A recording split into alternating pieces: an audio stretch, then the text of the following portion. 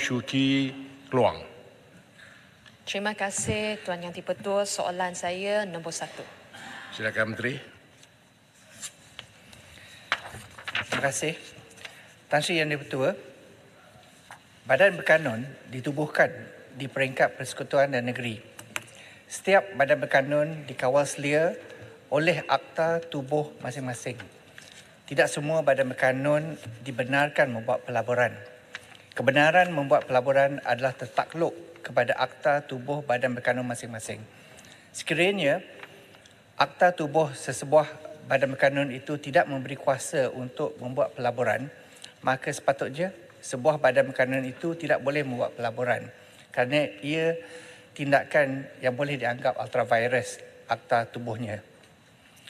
Beberapa badan berkanun menetapkan keperluan untuk rujuk kepada Kementerian Kewangan untuk kelulusan berhubungan pelaburan.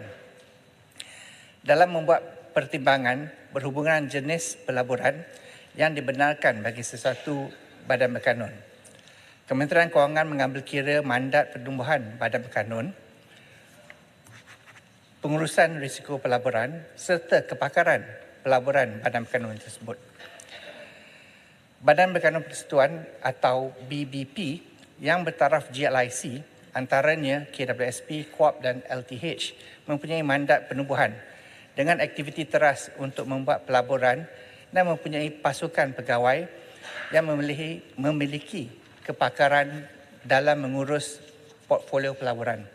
Dengan itu, secara amnya, GLIC dibenarkan untuk melabur dalam kelas pelaburan yang lebih luas, termasuk option ekuiti swasta, pelaburan di luar negara. Namun begitu, terdapat kawalan risiko serta tata kelola bagi mengurangkan risiko kerugian pelaburan. Sebagai contoh, KWAP memerlukan kelulusan Menteri Kewangan untuk melantik ahli panel pelaburan dan untuk membuat pelaburan dalam aset seperti bangunan dan ekuiti persendirian. Kementerian Kewangan juga menghadkan peratusan pelaburan yang boleh dilaburkan di luar negara. Bagi GLIC yang mempunyai kepakaran tersebut, mereka telah memberi tumpuan kepada pelaburan yang boleh mendatangkan pulangan yang tinggi kepada agensi berkenaan seperti ekuiti, pasaran wang, debenture dan security. Namun begitu, bagi BBP yang tidak bersifat GLIC, agensi berkenaan tidak melaksanakan pelaburan sebagai aktiviti teras dan tidak mempunyai pasukan pegawai yang memiliki kepakaran dalam hal pelaburan.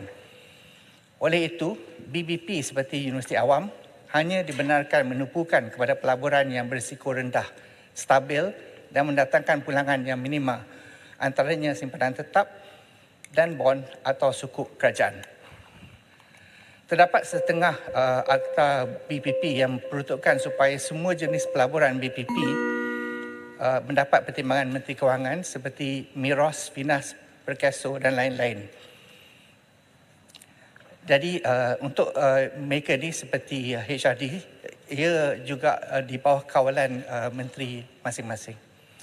Terima kasih. Baik, saya jemput peluang.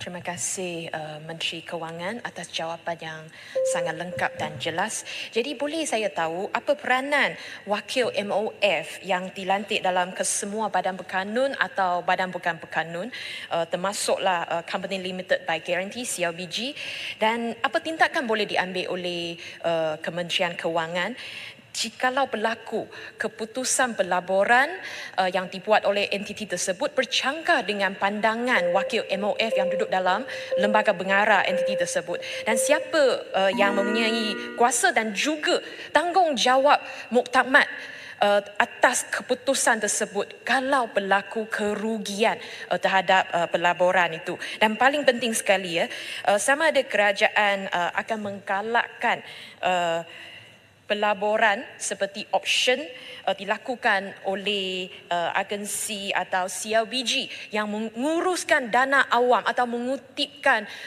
charge dari orang awam. Contohnya, tapi tadi Menteri pun sudah sebutlah KWSP, KWAP, PMB, Perkeso dan sebagainya. Adakah bentuk pelaburan ini digalakkan untuk dapat keuntungan yang lebih tinggi?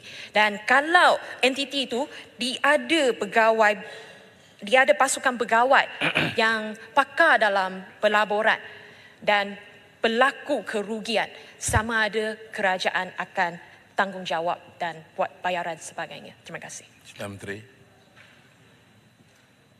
Terima kasih Yang Berhormat Keluang. Ini soalan yang agak lebar. Saya akan cuba beberapa perkara lah. Ya. Yang pertama soalan peranan wakil MOF sebagai lembaga pengarah di dalam badan berkanun dan bukan berkanun. Ini adalah dari segi mereka memantau untuk melaksanakan tanggungjawab secara fiduciary seperti dinyatakan di bawah akta-akta badan berkanun masing-masing. Mereka juga memastikan syarikat dan badan berkanun bergerak dalam akta yang diberikan, yang dimandatkan. Jika ada pencanggahan yang ada kerana ada perbezaan, wakil MOF akan menerangkan pendirian MOF, tapi kerana di bawah kawal selia yang diberikan, lembaga ada diberi kelonggaran untuk membuat keputusan mereka sendiri. Namun MOF akan memantau juga. Kalau kita merasa isu-isu berat, kita akan juga berjumpa dengan Kementerian Kawal Selia mereka. Dari segi soalan tadi tentang option sebagai satu cara untuk meninggikan pulangan. Dari segi apa yang kita berikan kelonggaran untuk badan-badan berkanun melabur, ya, ia haruslah dipadankan dengan risk appetite dengan izin tiap-tiap badan berkanun. Ya. Dari segi badan kanun yang memungut wang daripada pencarum seperti EPF dan mereka berada dalam keadaan yang mereka boleh mengawal sedia dengan baik kerana ada pegawai-pegawai yang bertaliah, maka mereka dibenarkan melabur. Tapi kontrol mereka adalah melalui asset allocation yang dibenarkan. Jadi dalam segi asset allocation tu dia mengawal berapa banyak yang boleh diletakkan dalam aset kelas yang diberikan. Terima kasih. Baik, saya jemput Kubang Basuh.